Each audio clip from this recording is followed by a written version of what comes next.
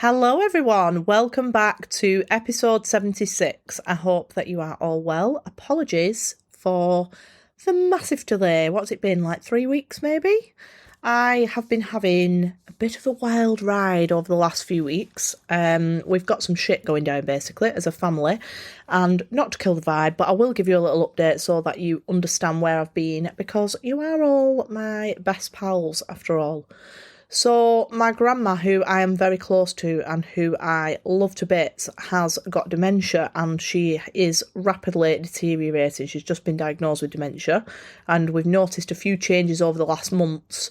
But it's got very serious recently. So she's in hospital at the minute, and she's now, we've been told, going to need to go into a care home, unfortunately, which is obviously very upsetting. And everyone is now trying to take care of her, and also my poor little granddad, because they are both in the mid-80s. So I've just not been in the mental space at all to record. I have tried and failed on multiple occasions, but there you go, I am back, and I'm very happy to be here because I have missed you all a lot.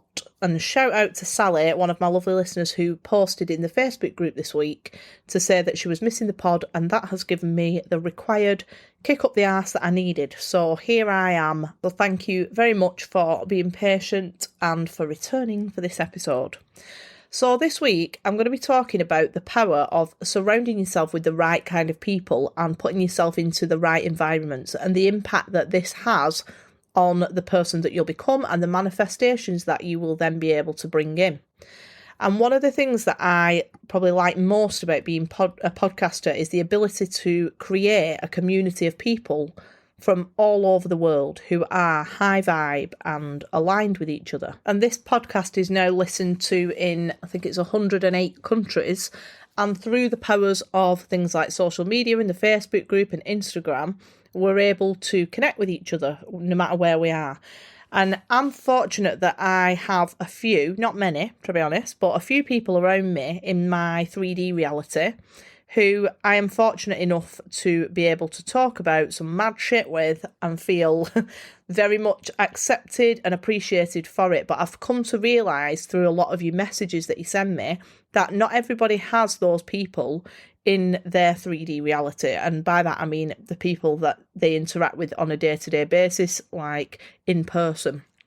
So being able to bring together people virtually and create this safe space for these high vibrational beings where there's no judgment and there's no topics that are off the table or too weird is a very important aspect of what I do.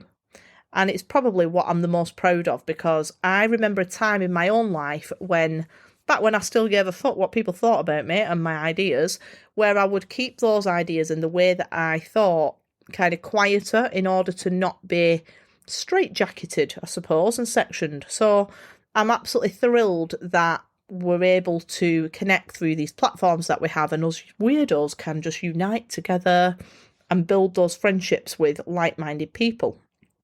And there's a quote, and I don't know who the author is because apparently nobody knows, but it says, "You become what you surround yourself with. Energies are contagious. Choose carefully. Your environment will become you."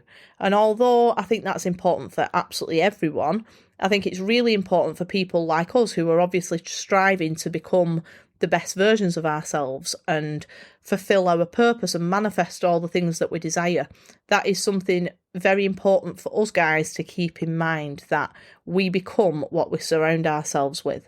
And I listened to a podcast a while ago, and the person was talking about some research that had been done on this kind of topic. And apparently we become the sum total of the 5 people that we spend the most time with, which does make sense. And now, obviously, many of us work in jobs where we interact with tens or maybe even hundreds of people in a day. And each of those interactions is an exchange of energy. So it's absolutely essential that we learn how to protect ourselves from negative vibes that don't belong to us, that are just being passed over through these interactions. it's inevitable that there are going to be energy vacuums in everybody's life and people that you have to speak with that drain that energy from you, and maybe you have to spend a little bit of time with them, and that would usually be in a work setting, but for some people it might be in a family setting.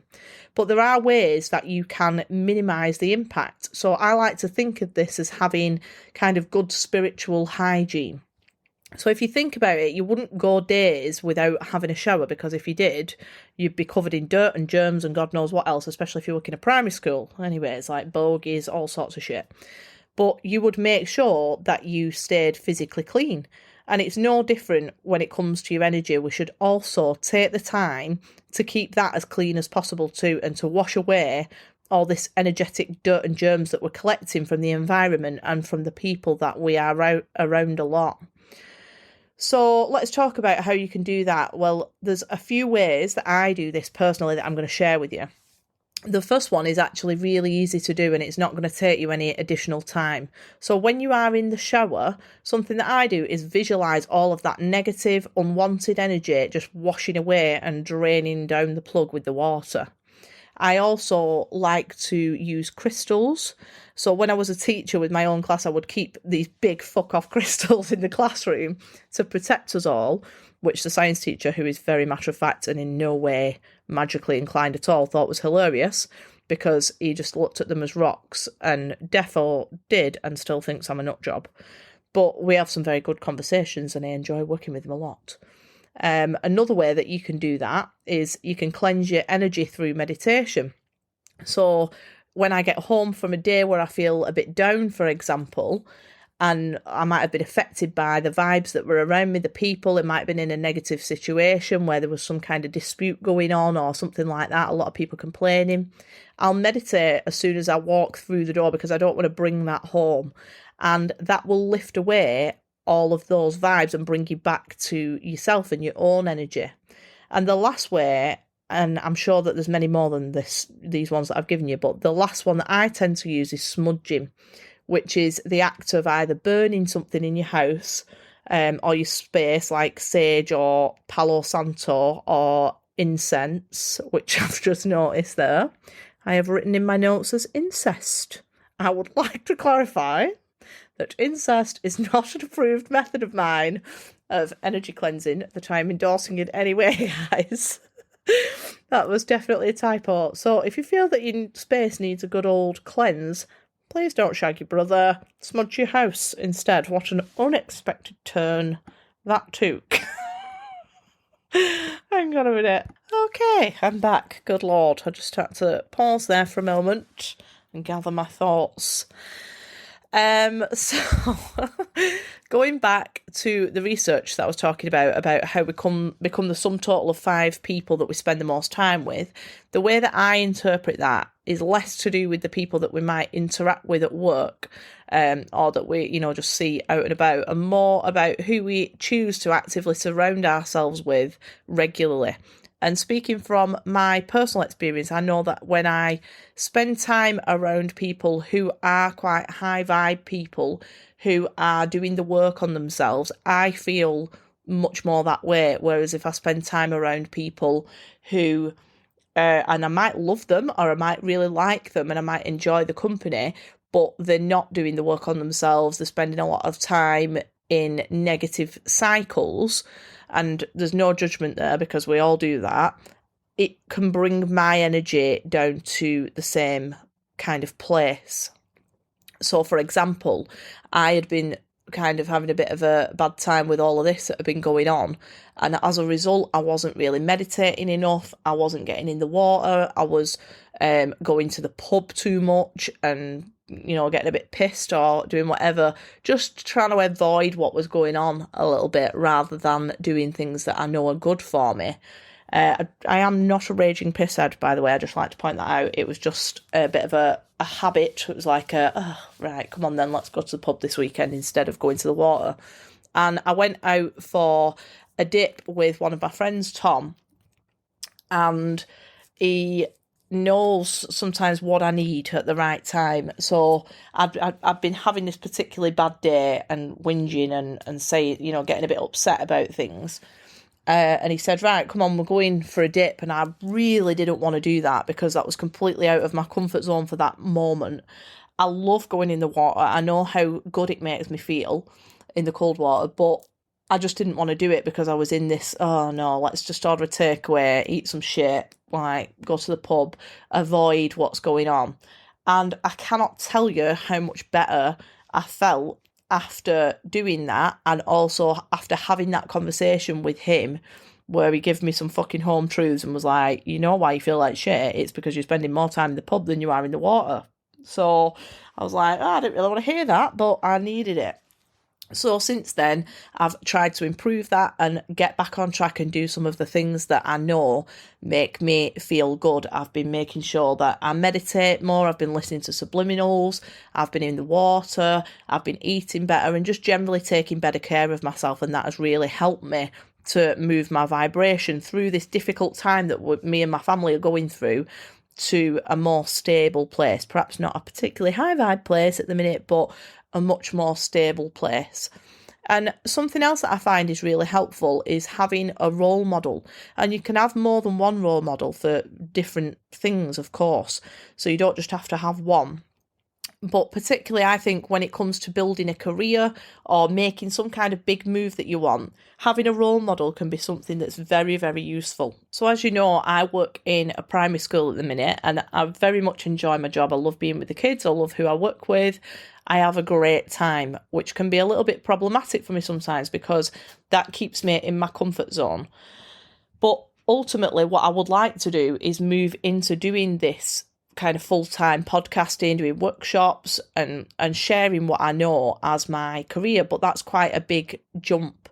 So having people that have already done what I want to do or an aspect of what I want to do, supporting me and leading the way is something really, really helpful, I find.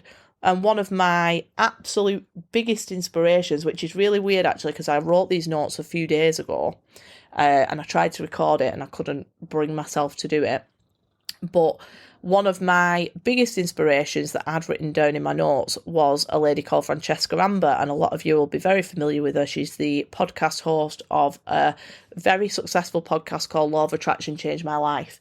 And weirdly, last night, and probably the thing that's made me record this podcast today, she put on a story about that she was opening up a diary for people for her to be a guest on people's podcasts. And I replied to that story saying, we'll love you to be on mine. And she agreed. And I was like, fuck me. Like, this is a big goal of mine. Like, I have wanted to do something with Fran for a long time. And having her on my podcast is an amazing goal for me that I am thrilled that she has agreed to. So stay tuned for that one, because hopefully that'll be a really good episode. And it's something that I'm very excited about. And I was listening to one of her recent podcasts, which was about the timing of her life, or the timing of your life and trusting it in general. And her situation is very much not the same because she has young children and she had a different kind of circumstance to me. But I'm 35. She started her podcast when she was 35. And I've watched her evolve from having literally fuck all, like being in the middle of lockdown and having nothing. And she's building herself this absolute empire. And she's just this boss bitch. And I think if she can do it, so can I. And having somebody to look up to like that is amazing, especially if they're willing to help and support you along the way. So finding yourself a role model and looking at what they do and making those moves is going to really, really raise your vibration and push you so much further than you could do without it. What you find as well with hang on, my sausages are ready. My Richmond meat-free sausages are beeping. Hang on, hold that thought. I'm back. Have you had Richmond meat-free sausages? Because if you haven't, you are missing a trick. They're absolutely banging. Anyway, back to what I was saying. So what you'll find as well is with people who are high vibrational is that they will be eager to help you, which is a brilliant indicator if they're the type of person that you want to be surrounding yourself with. When you realise that there is no competition other than the person that you were yesterday or last week or last year or whenever it is, and that there's space for everybody at the top. All that fearful thinking and trying to keep a tight grasp on what you view to be yours just falls away, and instead you start wanting everybody to win alongside you. Someone else's success does not take away from yours. And if you notice yourself thinking like that, then you know that you are definitely on the right track. I also have another role model who I'm just going to mention, who has helped me endlessly and is a constant support, cheering me on to reach my potential. It's a guy called Dave, who I met through my current job. And all of his family, actually. The whole gang are just very high vibe. Love them all. And there are some people who will just speak your name in a room full of opportunities, and he is 100% that person. He takes time to give me advice and to point me in the right direction of possible opportunities. He'll send me voice notes in his amazing, Geordie accent, which I love, just hyping me up to see my worth. And I'm very, very grateful to both Fran and Dave, those people, for what they've done for me, along with several other people like Tom, for being ready when the shit hits the fan, basically, to get me back on track. So I'm really, really fortunate that I have built that circle of people around me, and I want that for you as well. So don't be afraid to ask for help. Don't feel like you're supposed to know everything, because nobody does. For example, I reached out last night to a girl on Instagram who's got a big following, totally different niche to me. She posts like outfits and things like that, and she's an influencer, and I've watched her kind of grow that over time, to ask her for some tips on how to grow my social media audience, because it's not something that I am particularly good with, if you haven't already noticed. So your role model doesn't have to be somebody that you know directly. There's loads and loads of like free content and people that put stuff out there that you can make use of and that you can implement. I saw a TikTok a few months ago that said one of the tips was, in order to grow your audience on any platform, ask yourself every time you post something, how will this content provide value to the audience? And I think that's such a simple but useful tip, and I try to implement that with the things that I post on my platforms as much as possible now, and I've seen a difference from it. So follow people that you're inspired by, unfollow people that you're not. Listen to podcasts, read books, watch YouTube videos, but never ever be afraid to ask for help, whatever that might look like. So if you just need a chat and you need to offload and kind of find your stable, energetic level again, if you're having a bit of a rough time, contact a friend whose energy that you feel safe in. If you are a newly qualified teacher, for example, and your class is running fucking rings around you like they do at the start, go and observe a more experienced teacher than you and ask them for some tips. If you need some general life guidance, you could book a tarot reading or a mediumship reading. If you are a new mum and you're just feeling very tired and overwhelmed, and maybe you can't get your baby to sleep and you're fucking exhausted, sell it on Vinted. Contact a Vinted seller for the best ways to... Joking. But you can ask somebody who's survived those months and years what they did and ask them for help. If you want to start a podcast, send me a DM. I will be happy to share with you what I know. It might take me 5 to 6 working days to get back to you because I'm a bit of a dingbat, but hit me up. I'm happy to help you. So never be afraid to ask for help, and surround yourself with that circle of people who want to see you win. So that's what I've got for you today. I hope that it's been helpful. And once again, a massive, massive thank you so much for your never-ending support. I'm really, really grateful to every single person that listens, that puts up with my flaky behaviour, where I disappear completely for several weeks at a time, that joins our Facebook group, who leaves me a review to help me grow the podcast, which is so important to me, and for all of the lovely messages that you send me so often. So please keep them coming. Have an amazing week, and I will speak to you all soon. See you later.